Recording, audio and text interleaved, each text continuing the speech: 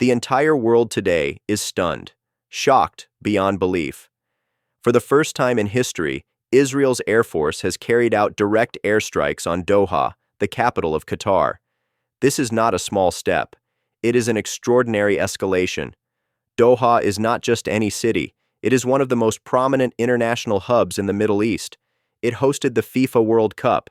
It has been a stage for major sporting events. It is home to hundreds of thousands of expatriates, including a large Indian workforce.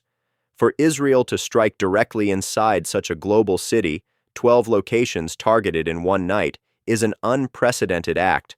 Qatar is furious, and the international media is covering this story extensively.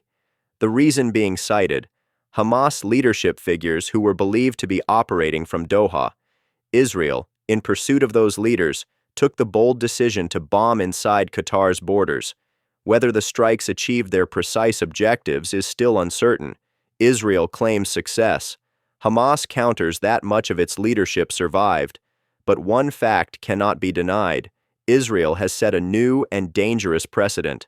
Without American approval, these strikes would never have been possible. Reports suggest that former U.S. President Donald Trump personally gave Israel the green light.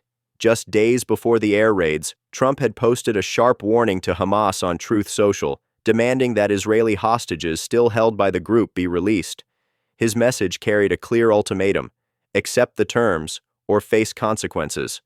Hamas ignored the warning, and on the 9th of September, the consequences came in the form of Israeli fighter jets bombing Doha. This has raised disturbing questions about U.S. credibility. Qatar once believed that its ties with Washington, cemented through billion-dollar deals and strategic gifts, would guarantee its security. For example, Qatar famously presented Trump with a luxurious flying palace worth $400 million, hoping it would secure American protection in difficult times.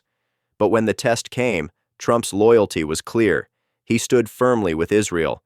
The strike is even more shocking when you consider Qatar's military capabilities. For a country with fewer than 3 million people, Qatar has built an impressive air force: 36 Rafale fighter jets, 24 Eurofighter Typhoons, advanced F-15EX Eagle II jets, some of the most powerful in the world.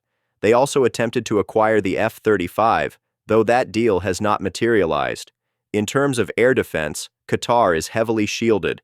They have invested in systems from both Europe and the United States.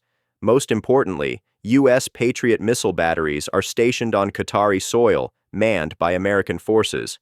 These systems once intercepted Iranian missiles aimed at Qatar, yet this time, Israeli jets traveled nearly 2,000 kilometers, entered Qatari airspace, and bombed targets successfully. This raises two key questions. First, did the U.S. deliberately stand down its Patriot systems to allow the strikes? Second, if America won't protect Qatar, what does that mean for other U.S. allies? The reactions have been swift. France's President Emmanuel Macron declared the strikes unacceptable and promised they would not be tolerated. Many Arab nations, too, are quietly seething. For decades, Qatar built its reputation as a neutral mediator. Doha hosted Taliban leaders during negotiations with the U.S. It positioned itself as the Switzerland of the Middle East, a place where conflicting sides could come to the table. Even in the Ukraine-Russia war, Qatar offered its capital as neutral ground for dialogue. That reputation now lies in ruins. A mediator is never bombed. By striking Doha, Israel has shattered not just Qatar's confidence, but also its international image. Until now, many nations believed that a U.S. security guarantee meant safety. If American troops were stationed on your soil, you were secure. If you bought American fighter jets, you had an added layer of protection. But the example of Qatar proves otherwise. Despite American weapons, despite U.S. soldiers on the ground, despite billion-dollar deals, Qatar was still bombed. This will have ripple effects. Investors may hesitate to put money in Qatar, fearing instability.